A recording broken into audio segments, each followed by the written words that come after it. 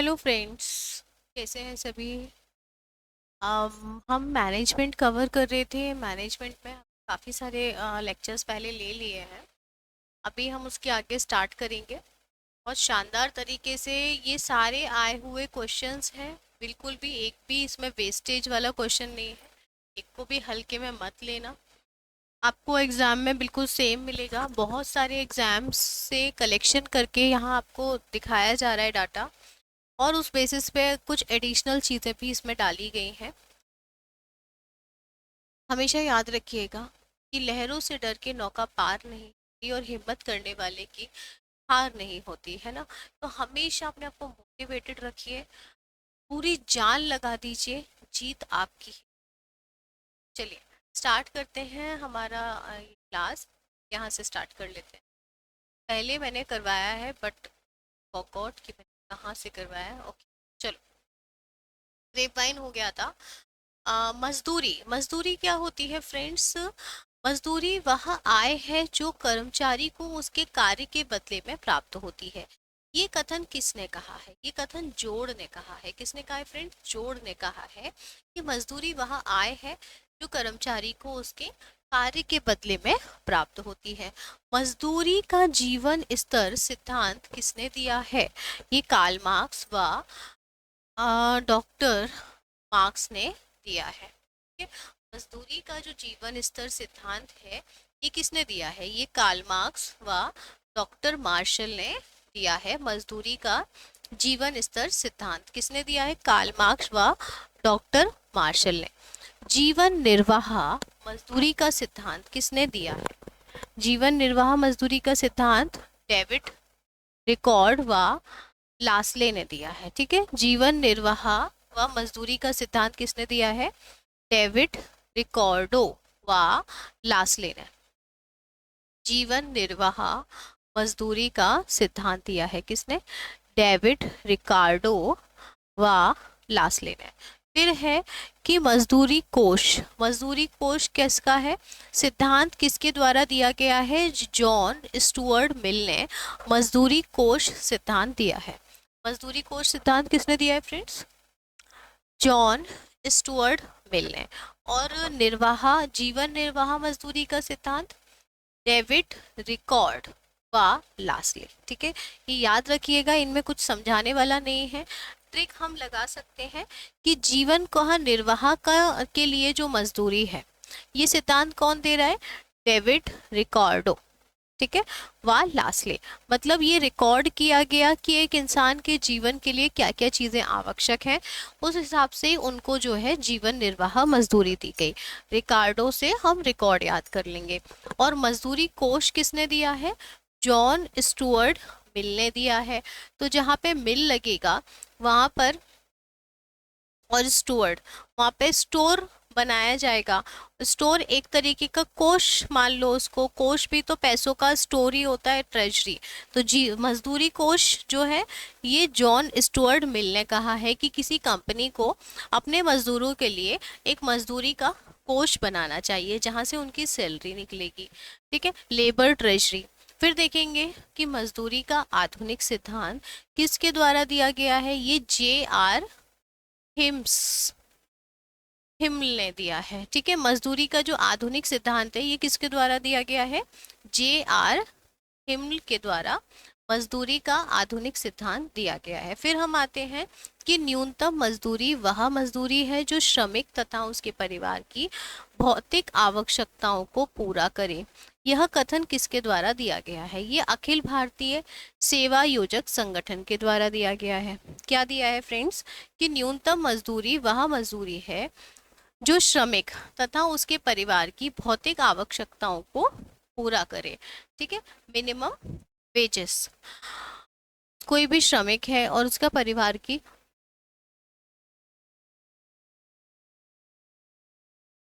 जितनी भी आवश्यकताएं हैं, है ना, एटलीस्ट उसको उतना तो दिया जाए कि वो अपने परिवार का भरण पोषण कर सके। ये है न्यूनतम मजदूरी सिद्धांत।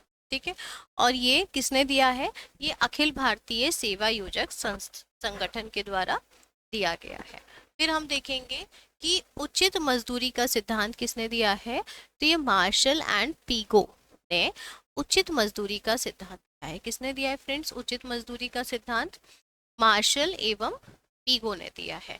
अगला देखेंगे, निर्वाह मजदूरी की परिभाषा किसने दी है? तो ये हिक्स ने दी है। ठीक है, निर्वाह मजदूरी की परिभाषा को किसने दी है? हिक्स। हिक्स साइंटिस्ट थे आपके, इन्होंने निर्वाह मजदूरी की परिभाषा दी है।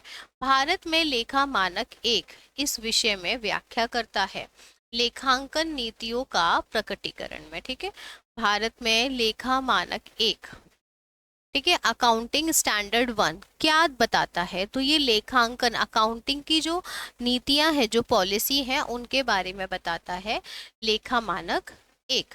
अगला देखेंगे हम, आवेदन प्रपत्र पर विवरणों के लिए क्या शब्द दिया जाता है? जिसमें सामान्य रूप से उम्मीदवार का नाम, जन्म तिथि, लिंग, विवाह की स्थिति, पता आदि शामिल होता है। ठीक है,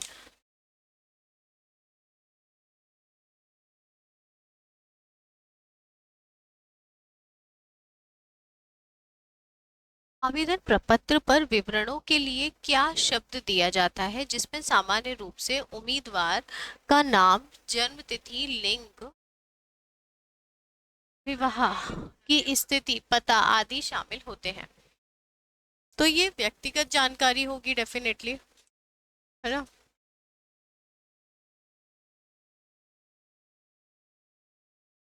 लेखाकरण का प्राथमिक कार्य क्या है? वित्तीय लेन देन से संबंधित होता है। लेखाकरण का प्राथमिक कार्य वित्तीय लेन देन से संबंधित है डेफिनेटली। आकस्मिक देयताएं कहाँ दिखाई जाती हैं? तो ये तुलन पत्र के लिए लेखापन नोट्स होते हैं। ठीक है, जो इमरजेंसी लाइबिलिटीज होती हैं ये कहाँ होती हैं? तो ये जो बैलेंस शीट होती है, तो ये बैलेंस शीट के लिए लेखा अकाउंट पर नोट्स होते हैं। ठीक है, फिर देखते हैं कि प्रशिक्षण के किस क्षेत्र में एक कर्मचारी को उसकी समस्याओं को सफलतापूर्वक निपटान करने के लिए तैयार किया जाता है? तो ये समस्या समाधान प्रशिक्षण में किया जाता है। ठीक है, क्या बात हो रही है यहाँ पर कि प्रशिक्षण के लिए किस क्षेत्र में एक कर्मचारी को उसकी समस्याओं को सफलतापूर्वक निपटान करने के लिए तैयार किया जाता है? समस्या समाधान प्रशिक्षण में ये किया जाता है। सब कर्मचारी की समस्याएं हैं, सुना जाता है और उनका समाधान किया जाता है। ठीक है, हर कंपनी में ये होता है। किस नियम के अंतर्गत ट्रायल बैलेंस का मिलान हमेशा होना चाहिए? किस नियम के अंतर्गत होना चाहिए ट्रायल बैलेंस का मिलान हमेशा? ये प्रत्येक डेबिट का एक तदनुरूप क्रेडिट होता है। ठीक है, हर एक डेबिट का एक क्रेडिट होगा, है ना। मतलब ये बैलेंस शीट होती है, इधर debit side and this is the credit side. तो यहाँ पर जो भी डेबिट है उसका इधर क्रेडिट होगा ही होगा। ठीक है, फिर आएगा कि राष्ट्रपति, उपराष्ट्रपति, कार्यकारी निर्देशक आदि किस स्तर के प्रबंधक होते हैं? फ्रेंड्स ये शीर्ष स्तर के प्रबंधक होते हैं। अगर देश के स्तर पर देखा जाए, अगर किसी कंपनी के स्तर पर देखेंगे तो सीईओ, एमडी, इस तरीके के पोस्ट जो रहते हैं ये शीर्ष प्रबंधक होते हैं। धन वक्तव्यों के उपयोग और स्रोतों को किसके हिस्से के रूप में परीक्षित किया जाएगा? ये नीति ही प्रवाह विश्लेषण में किया जाएगा।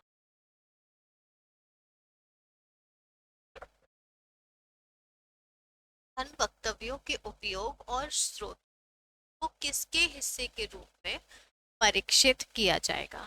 निधि प्रवाह विश्लेषण मतलब जो मनी है उसका यूज, उसके ग्रोइंग स्रोतों, ठीक है, तो किसके हिस्से के रूप में परीक्षित करेंगे?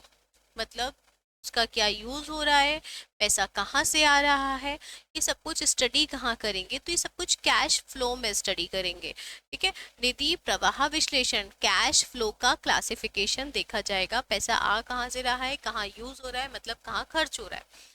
प्रतिफल की आवश्यकता दर जो ऋण निवेश को शेयर धारकों के हितों का संरक्षण करने के लिए बनाई जाती है, तो ये होती है ऋण की लागत यानी कि कॉस्ट ऑफ डेप्ट। ठीक है, क्या बात हो रही है यहाँ पे फ्रेंड्स की प्रतिफल की आवश्यकता दर जो ऋण निवेश को शेयर धारकों के हितों का संरक्षण करने के लिए बनाई जाती है। ये क्या है? कॉस्ट ऑफ डेप्ट, ठीक है, ऋण की लागत। ऋण की लागत क्या बात समझेंगे हम? प्रतिफल मीन्स आपका क्या होता है? आपका प्रॉफिट कह सकते हैं, या आप पे जो वापस आपको मिला है आपके इनपुट देने के बाद में। तो प्रतिफल की आवश्यकता दर जो ऋण निवेश को शेयर धारकों के हितों का संरक्षण करने के लिए बनाई जाती है, मतलब जो लोग शेयर्स खरीदते हैं आपकी कंपनी के, वो पैसा इन्वेस्ट करते हैं। तो एक तरीके से आपने उनसे ऋण लिया होता है अपने शेयर देने के बदले में, जैसे आप ऐसे समझ लीजिए। वैसे जहाँ तक मुझे लगता है मैनेजमेंट सबको आता होगा जो इस एग्ज़ाम को दे रहे हैं, तो मैनेजमेंट मुझे बहुत ज़्यादा एक्सप्लेन करने की नीड शायद नहीं होगी, है ना। तो अगर नीड है तो प्लीज़ आप लोग कमेंट करके बताइएगा कि नहीं, काफ़ी सारे लोग इस एग्ज़ाम में ऐसे हैं जो मैनेजमेंट फील्ड के नहीं हैं, तो डेफिनेटली मैं बहुत अच्छे से समझाऊंगी। अदरवाइज मेरे हिसाब से मैनेजमेंट फील्ड के ही ज़्यादातर लोग रहेंगे इस एग्ज़ाम में, तो क्यों मैं बच्चों की तरह समझाऊं, है ना। ठीक है। तो सीधी कहानी ये है कि जो निवेशक होते हैं वो अपना पैसा लगाते हैं कंपनी में, और उसके बदले में वो आपके शेयर्स लेते हैं। ऐसे समझ लो कि कोई भी आम आदमी है वो सोना गिरवी रख करके पैसा ले जाता है, ठीक है। तो वही वाली बात यहाँ पे होती है शेयर्स के मैटर में, ठीक है। तो ये क्या कितना, मतलब उनको हमने फिर उसके बदले में उनको कुछ या तो लाभांश देना होगा या कुछ ब्याज देना होगा, कुछ ना कुछ तो देना होगा ना। तो वही कॉस्ट है आपके डेप्ट की, ठीक है। आगे बढ़ेंगे। कौन सी प्रणाली प्रबंधकों को परिष्कृत प्रणालियां विकसित करने में मदद करता है, जिससे सूचना के पर बेहतर नियंत्रण मिलेगा? ये है कंप्यूटर आधारित सूचना प्रणाली, ठीक है। कंप्यूटर बेस्ड आपका सूचना इंफॉर्मेशन सिस्टम, ठीक है। कौन सी प्रणाली प्रबंधकों को परिष्कृत प्रणालियां विकसित करने में मदद करता है? परिष्कृत मीन्स क्लासिफाइड, अलग अलग सेक्टर की अलग अलग।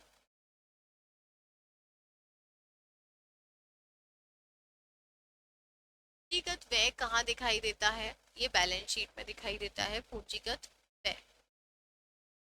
पूंजीगत व्यय बैलेंस शीट दिखाई दे। अगला हम देखेंगे नियंत्रण विस्तृत को निर्धारित करने का सूत्र किसने प्रस्तुत किया था? ये V.A.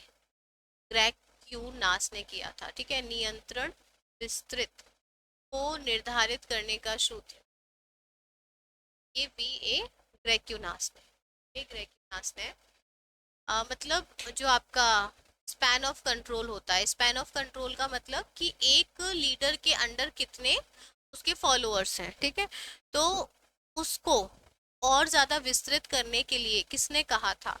V.A. ग्रैक्यूनास ने उसको ज्यादा एक्सपेंड कर किया था। अगला देखेंगे कि मुद्रास्फीति की वजह से मुद्रा का मूल्य क्या हो जाता है? समय के साथ कम हो जाता है। मतलब ये रहता है इसका कि आप अगर पहले 4 रुपए में कोई वस्तु खरीद सकते थे, है ना, वो आज आप 10 रुपए में खरीद सकते हो। सबसे बेस्ट एग्जाम्पल आप गोल्ड का ले लो। गोल्ड पहले 6,000 में एक तोले आ जाता था, आज 90,000 में एक तोले आता है सोना। तो आप समझो कि सोना तो उतना ही है, मान लीजिए सोना तो यही है 1 तोला, लेकिन पैसे की वैल्यू देख रहे हो आप, आज इस सोने के सामने पैसे की वैल्यू कितनी कम रह गई है, पहले कितनी ज्यादा होती थी, है ना। इसी को बोलते हैं मुद्रास्फीति, महंगाई। आगे देखेंगे मुद्रा मूल्य में कमी के कारण क्या होते हैं? व्यक्ति भविष्य की तुलना में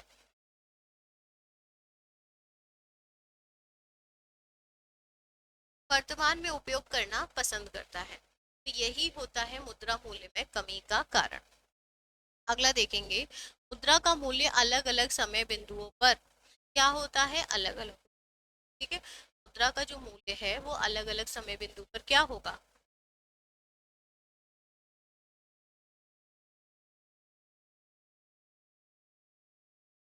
एक अंगूठा प्रतीक जो कि ब्रांड का एक हिस्सा होता है किस रूप में जाना जाता है?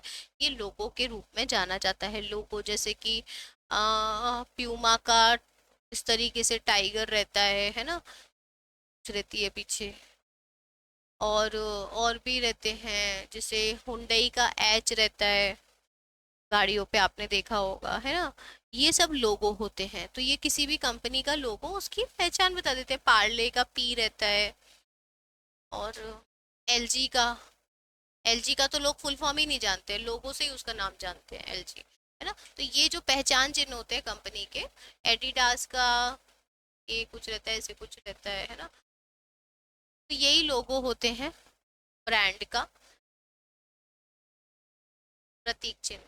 संख्यात्मक पदों में दी गई भविष्य अवधि के अपेक्षित परिणामों को संदर्भित करता है। क्या करता है? बजट करता है।